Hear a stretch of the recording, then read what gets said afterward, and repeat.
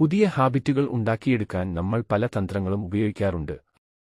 ആദ്യത്തെ keystone habit workout, walking തുടങ്ങി ശരീരത്തിന് നല്ലവണ്ണം ജോലി ചെയ്യിപ്പിക്കുക.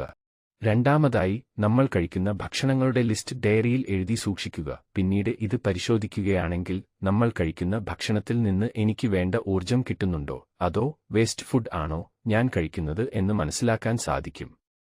മൂന്നാമതായി, മെഡിറ്റേഷൻ. ഇതിലൂടെ നമുക്ക് 20ൽ കൂടുതൽ ഗുണങ്ങൾ വന്നുചേരുന്നതായി കാണാൻ സാധിക്കുന്നു.